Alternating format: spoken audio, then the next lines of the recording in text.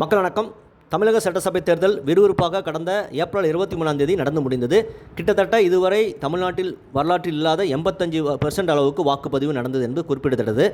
தேர்தல் முடிந்த கடந்த 8 நாட்களாக என்ன நிகழும் என்பதை எதிர்பார்க்கப்பட்ட நிலையில் யார் வெற்றி பெறுவார்கள் என்ற எதிர்பார்ப்பும் ஏற்பட்டுள்ளது. திமுக, அதிமுக, தவேக, நாம் தமிழர் என்ற 4 முனை போட்டி இந்த தேர்தலில் பலமாக இருந்தது என்பது குறிப்பிடத்தக்கது.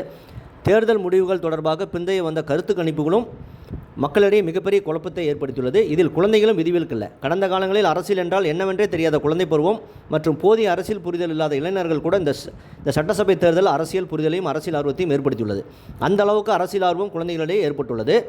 இதற்கு மெயினாக விஜய் அவர்களுடைய அரசியல் அரசியல் வரவு தான் சொல்லப்படுகிறது. தேர்தல் எப்போதும் இல்லாத அளவிற்கு குழந்தைகளிடையே சிறுவர் சிறுமிகளிடையே தேர்தல் மற்றும் அரசியல் குறித்த ஆர்வம் ஏற்படுத்த காரணம் நடிகர் விஜய் என்பது மறுக்க முடியாது. குறிப்பாக குழந்தைகள் அதிகம் விரும்பும் நடிகராக விஜய் பார்க்கப்பட்டார். வீட்டில் உள்ள ஒவ்வொரு குழந்தைகளும் விஜய் மாமாவுக்கு தான் வாக்களிக்க வேண்டும் என்று பெற்றோர்கள் நிர்பந்தித்த சம்பவமும் ஆங்காங்கே நடந்தேறியது.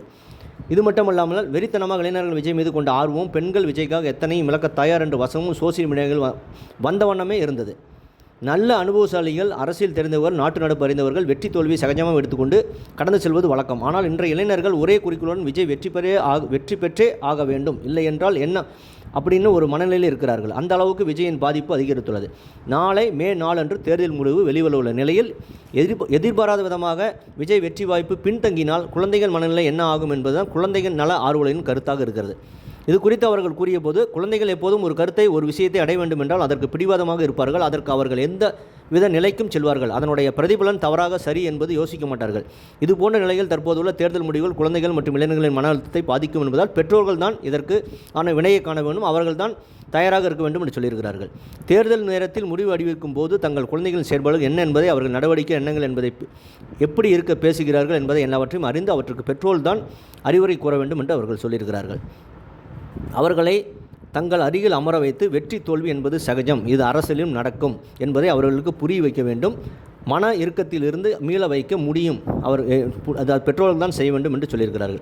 மேலும் தேர்தல் முடிவுகள் நாளை வெளிவருள்ள நிலையில் ஒவ்வொரு பெற்றோர்களும் தங்கள் குழந்தைகளை தங்கள் அருகிலே நிற்க வைத்து கவனிப்பதும் பாதுகாப்பதும் அவசியமாக ஒன்றாகும் என்று அவர்கள் தெரிவித்துள்ளார்கள். எது எப்படியோ இதுவரை இல்லாத அளவுக்கு குழந்தைகளிடையே அரசியல் மற்றும் தேர்தல் குறித்த விழிப்புணர்வு ஏற்பட்டுள்ளது. அது சந்தோஷமான விஷயம்தான். இது போன்ற விழிப்புணர்வு நல்லது என்றாலும் கூட அது தீங்காக முடிந்துவிடக்கூடாது என்பதுதான் அனைவரும் கருத்தாக இருக்கிறது.